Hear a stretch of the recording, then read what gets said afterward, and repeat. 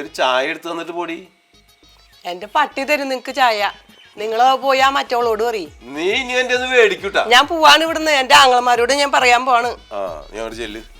അച്ഛാ, അമ്മയുടെ കൂടെ ഞാനും പോവാം. മാമന്മാരൊക്കെ ഇപ്പൊ വരും. എനിക്ക് ബാംഗ്ലൂർ ജോലി ശരിയായിട്ട് അവിടെ ഞാനും അങ്ങോട്ട് പോകും. ഇന്നലെ വരെ ഇല്ലാത്ത ജോലി ഇന്ന് അവിടെ നിന്ന് കിട്ടിയത്.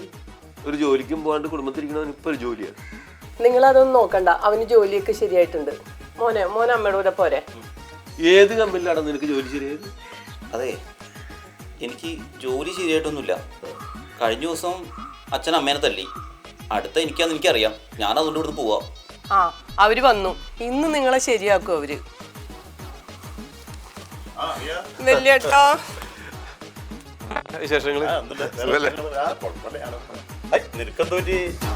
അച്ഛൻ ഇന്നലെ അമ്മേനെ തല്ലി. ഇയാളെ ഞാൻ എങ്ങനെ സ്നേഹിക്കണമെന്ന് അറിയാമോ ചേട്ടാ? എന്നിട്ട് ഇയാൾ എന്നെ തല്ലി. എന്നോട് ഇങ്ങനെയൊക്കെ ഒരു സ്നേഹമില്ലാണ്ട്. ഞാൻ ചോദിക്കട്ടെ, നീ ഒന്ന് ഉടങ്ങ്. എന്ത് പറ്റിയ എന്താ പ്രശ്നം?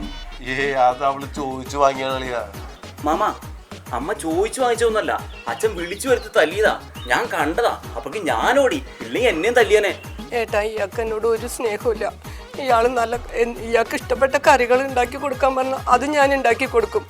എന്താ പറയണെന്ന് വെച്ചാൽ എനിക്ക് വയ്യെങ്കിലും ഞാനൊക്കെ ചെയ്തു കൊടുക്കും. എന്നിട്ടും എന്നോട് ഒരു സ്നേഹമില്ല.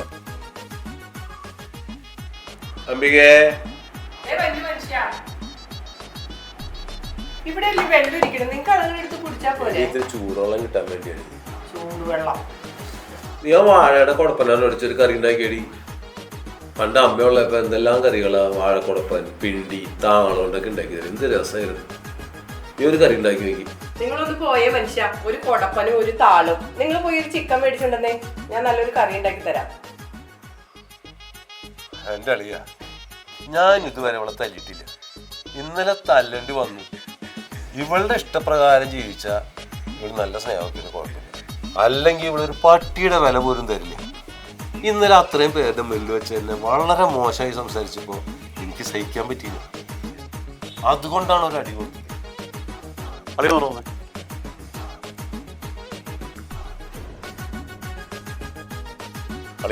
അളിയനെ നേരത്തെ അവൻ പണ്ടായി വേദനിപ്പിച്ചൊന്നുമില്ല. ചെറിയൊരടി.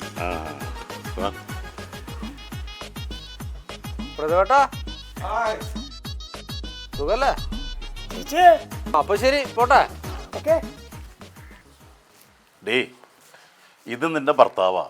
നിനക്ക് എന്ത് പ്രശ്നം വന്നാലും നിന്നെ സംരക്ഷിക്കേണ്ടത് ഭർത്താവാണ്. തിരിച്ചും അങ്ങനെ തന്നെ. ഭർത്താവ് ഭാര്യയുടെ അടിമയല്ല, ഭാര്യ ഭർത്താവിൻ്റെ അടിമയല്ല. പരസ്പരമുള്ള സ്നേഹവും വിശ്വാസവും ബഹുമാനവുമാണ് ദാമ്പത്യത്തിൻ്റെ അടിസ്ഥാനം. തൊട്ടതിനും പിടിച്ചതിനൊക്കെ കുറ്റം കുറവും കണ്ടുപിടിക്കാതെ വളരെ സന്തോഷത്തോടുകൂടി ജീവിക്കേ. അതല്ലേ വേണ്ടത്. ചേട്ടപ്പ ഞാൻ ഇനി ഇങ്ങനത്തെ ആവശ്യമില്ലാത്ത കാര്യത്തിന് നീ വിളിച്ചു വരുത്തിയ അളിയൻ്റെ കയ്യിൽ നിന്ന് ആവില്ല കിട്ടാ, എൻ്റെ കയ്യിൽ നിന്നായിരിക്കും കിട്ടാ. കേട്ടാ ചേട്ടാ, നേരത്തെ എന്തിട്ട് ചോദിച്ചു ചായയാ? ഞാൻ ചേട്ടന് ചായ തരാം. ബാവല്ലേട്ടാ, ചായ തന്നില്ലേ അപ്പൊ ഇത്ര നേരമായിട്ട്?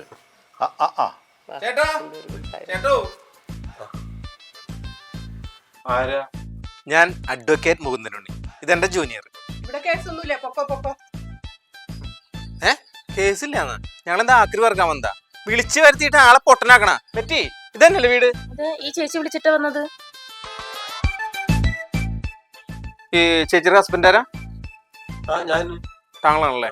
താങ്കളെ പോലൊരു ദുഷ്ടൻ ഈ ലോകത്തില്ല. താങ്കളുടെ കൂടെ ജീവിക്കാൻ കഴിയില്ല, ഡൈവോഴ്സ് വേണമെന്ന് ഇവിടുന്ന് കരഞ്ഞ് വിളിച്ച് ഞങ്ങൾ പറഞ്ഞിട്ടാണ് ഞങ്ങൾ ഇങ്ങോട്ട് വന്നത്. അല്ലാതെ അവിടെ ചോദ്യം കുത്തിയിരുന്നോണ്ടല്ല.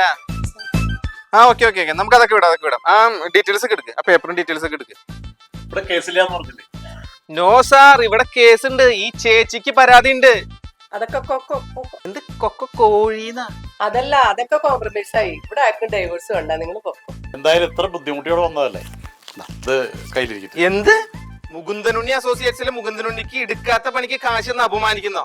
ഇന്നേക്ക് 10ാം നാള് ഈ പേപ്പറിൽ ചേച്ചിനെ കൊണ്ട് ഒപ്പിടിച്ച് നിങ്ങൾക്ക് ഡൈവോഴ്സ് ഞങ്ങൾ മേടിച്ച് തന്നിരിക്കും. ദശമൂലം ദാമുവാണ്, കീലേരി അച്ചുവാണ് സത്യം. ചേച്ചി ഞാൻ പോട്ടേട്ടാ. ചേട്ടാ ഞാൻ വിളിക്കാം.